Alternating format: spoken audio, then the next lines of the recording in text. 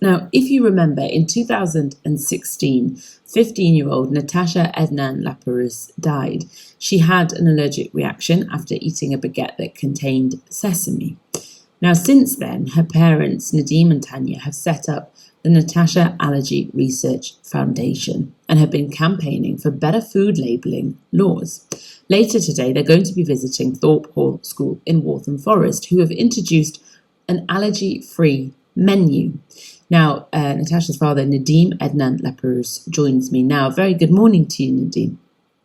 Morning. Thank you. Thank you so much for joining us to have a conversation that is so important to be having, because, of course, what happened to your family, something so devastatingly sad and awful has happened, and you have, from that, really campaigned to keep other people safe. And of course, it's so important and it's so close to your heart. But I think when people are listening now, I think what they'll think is, but there are allergy notices on, and if there's anything to do with peanuts, that's very clearly labelled. What are you campaigning for exactly, Nadim? Well, I think it's really quite simple. In society, across the UK and London, there are well over 3 million people now with serious food allergies. The vast majority of that number are children, teenagers and young adults, so people under the age of around 25, though adults are also becoming food allergic. And while we were able to, Tanya and I, my wife and I, with Natasha's parents, were able to campaign for Natasha the law, which passed through Parliament a couple of years ago, which enforces stricter food labelling on food, the sort of food you'd buy in the high street called food to go, which requires there to be complete transparency on all the ingredients. Well, that's fantastic, and that's made a big difference, we're told, to people with food allergies. However, there's still more to do, and what that is really is around inclusiveness, if you like. More inclusiveness for children with food allergies, particularly in schools. Unfortunately, children have died in schools. Children who are food allergic have died in schools and nursery schools through perhaps human error or a lack of understanding, the appreciation of how serious food allergies can be for the people that have them. And our work at Natasha's Foundation, part of it is to try and improve the lives of those children now. And the reason we're going to Waltham Forest, to this school today, is because they've done something really innovative and something very interesting, which we are not aware that any other school has been doing to date. And that is, on a Wednesday every week, to cook an allergy-free meal for all the children in the whole school, rather than making a separate meal just for the food allergic children. And so they've kind of turned the issue on its head, which is really interesting, and produced some very tasty, nourishing food for the whole school that is allergen-free. And that is fascinating. So every Wednesday they're going to have an allergen-free meal for the whole school? That's right. And allergen-free, for those that are in the know, what that really means, it means free from the top 14 allergens, of which there's a well-known 14 allergens that were mandated by the European Union, and the UK follows that for a long time.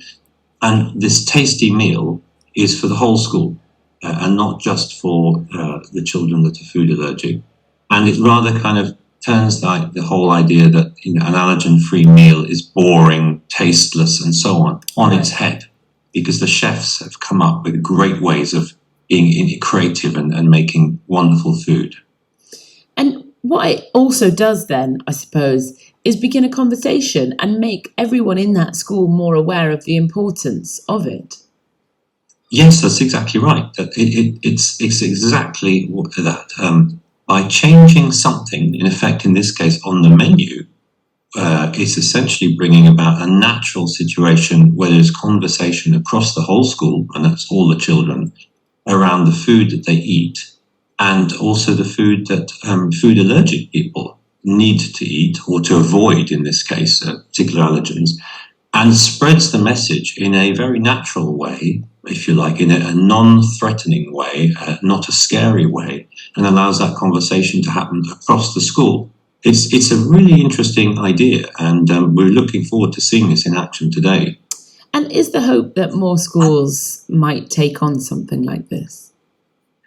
Well, on the face of it, the answer is yes. This could be a really great way of a naturally great way of using the creative powers and the sheer goodwill that is in all schools and catering teams finding a way really for these teams all around the country to provide good food for allergic children, of which there are many in every school. I mean, it's a growing phenomenon.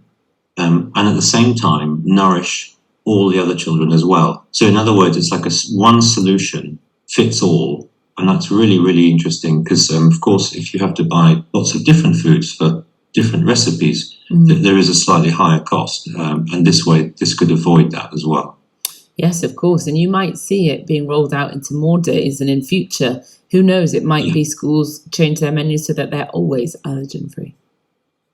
Exactly. And the way food has developed in the last years, there's a lot more choice around allergen-free meals. And so it gives more ability, I think, for chefs and catering teams to actually come up with those recipes and deliver them across their schools. Absolutely does. Well, listen, I hope you have a wonderful time at Thorpwall School today and that you come back and tell us all about it.